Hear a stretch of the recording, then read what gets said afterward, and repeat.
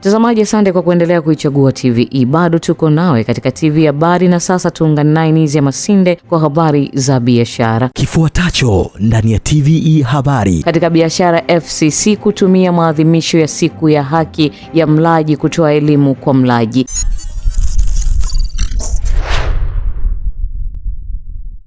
Asante sana Miriam Mlaponi. Na mtazamaji, kwenye habari za biashara leo tunaeleza kuwa Tume ya Ushindani FCC imeanza maadhimisho ya siku ya kimataifa ya haki ya mlaji duniani kwa kuendesha kampeni maalumu ya utoaji elimu kwa walaji na wafanyabiashara, ikiwa ni jitihada za kuongeza uelewa wa haki na wajibu wao katika soko. Akizungumza na wanahabari leo jijini Dar es Salaam, kaimu mkurugenzi mkuu wa FCC Hadija Ngasongwa amesema maadhimisho haya yanalenga kuwawezesha walaji kufanya maamuzi wanaponunua bidhaa au huduma, pamoja na kuwahamasisha kuchukua hatua wanapobaini ukiukwaji wa sheria. Amesema elimu hiyo pia itawalenga wafanyabiashara kwa kuwajengea uelewa kuhusu wajibu wao wa kumlinda mlaji na kuzingatia matakwa ya kisheria katika utoaji wa bidhaa na huduma, na kuongeza kuwa katika maadhimisho ya mwaka huu FCC itatoa elimu kupitia vipindi vya redioni na televisheni pamoja na majukwaa ya mitandao ya kijamii ili kuwafikia wananchi katika maeneo mbalimbali nchini. Kwa mwaka huu wa 2026, ndugu wanahabari,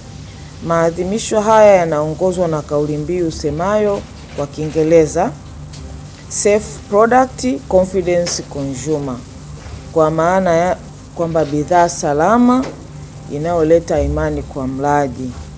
Kauli mbiu hii inalenga kusisitiza umuhimu wa kuhakikisha kuwa bidhaa na huduma zinazotolewa sokoni ni salama na zenye viwango vinavyokubalika kimataifa au kitaifa na hazihatarishi afya, usalama wala maslahi ya walaji. Aidha, inalenga kujenga imani ya walaji katika soko kwa kuhakikisha uwazi, ubora na uwajibikaji wa wafanyabiashara. Aidha, FCC itaendesha kliniki za walaji katika mikoa ya Pwani, Dodoma, Musoma, Njombe na Tanga kwa lengo la kupokea na kushughulikia hoja, malalamiko na changamoto zinazowakabili walaji, huku akiwahimiza wananchi wenye changamoto zinazohusiana na bidhaa au huduma kufuatilia vipindi vya elimu vitakavyorushwa na vyombo vya habari, kuhudhuria kliniki za walaji na kutumia fursa hiyo kuwasilisha malalamiko yao kwa ajili ya kupatiwa ufafanuzi na hatua stahiki.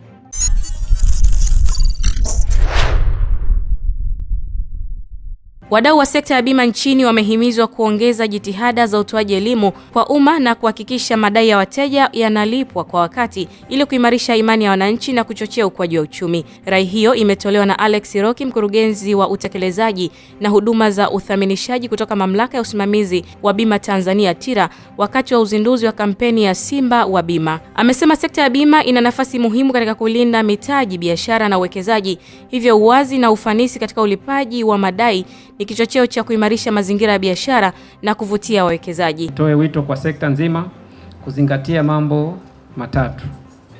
Jambo la kwanza, ubunifu au innovation. Tutumie teknolojia kufikisha bima kwa wananchi wa kijijini apate huduma sawa na yule aliyepo mjini. Uadilifu. Ahadi mnayotoa leo lazima iambatane na ulipaji wa madai, yani claim settlement, kwa wakati na kwa haki. Imani hujengwa pale mteja anapopata msaada wakati wa shida. Na jambo la tatu, elimu au awareness. Tuendelee kuifafanua bima kwa lugha rahisi, mwananchi mwenye bima na mwananchi aliyewezeshwa aweze kuelewa kiurahisi zaidi. Kwa upande wake, afisa mtendaji mkuu wa Ice Lion Jared Awando amesema kampeni hiyo inalenga kupanua wigo wa huduma za bima, hususan katika maeneo ya vijijini ili kuongeza ushiriki wa wananchi katika huduma rasmi za kifedha na kuchangia ukuaji wa sekta ya fedha. Tangu zamani Lion, sasa Lion imekuwepo kwa Kiingereza, lakini sasa hivi tunataka tupeleke huduma kwa hata yule mama, yule shangazi ambaye yuko kijijini, ambaye bado hajui maana ya Lion. Ni Simba wa Bima. Na tumeandaa bidhaa nzuri sana kwa ajili ya Watanzania. Ukiangalia sasa hivi hata mwenendo wa serikali ya bima kwa wote, ina maana kila Mtanzania anapaswa wajue kwamba kuna faida ya bima na waje katika kampuni za ICA Lion wakatie bima. Nao wadau wa sekta hiyo akiwemo Gervas Ngikari pamoja na Aurelia Kimaro wamesema utoaji wa huduma bora na wa haraka wa bima unarahisisha mzunguko wa fedha katika biashara na kusaidia wananchi kurejea haraka kwenye shughuli za uzalishaji wanapopata hasara.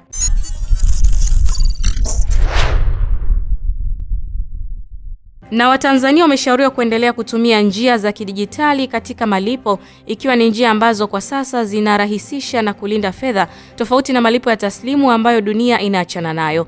Rai hiyo imetolewa jijini Dar es Salaam na Jackson Mbanda, meneja masoko na mahusiano wa Airtel Tanzania, wakati wa draw ya pili ya kumtafuta mshindi wa gari kupitia kampeni ya mwaka umenyoka na Airtel App. Mbanda amesema huduma kama hizi za malipo ya luku, maji, malipo ya serikali pamoja na miamala zimerahisishwa kwa kuwepo kwa mifumo maalumu inayowezesha Watanzania kupata huduma hizo kwa njia rahisi na salama. Zawadi bado zimebaki. Tunazo bodaboda 4 ambazo tutazitoa mwezi huu wa 3. Tunazo bajaji 4, lakini tuna TV 1 kila siku. Maana yake ni TV 30 kwa mwezi mzima. Kadhalika kule mwishoni tutakuwa tena na draw nyingine ya gari.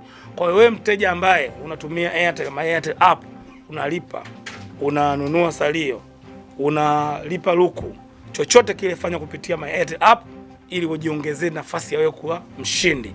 Promotion hii ni maalum kwa ajili ya wateja wote ambao wamepakua Airtel app na wanalipa kutumia Airtel Money.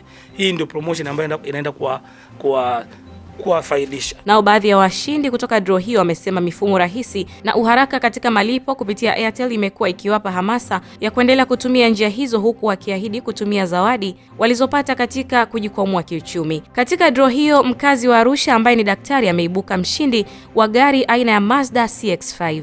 Asante sana mtazamaji na Miriam Mlaponi. Hayo ndio yaliyojiri kwenye habari za biashara kwa siku ya leo.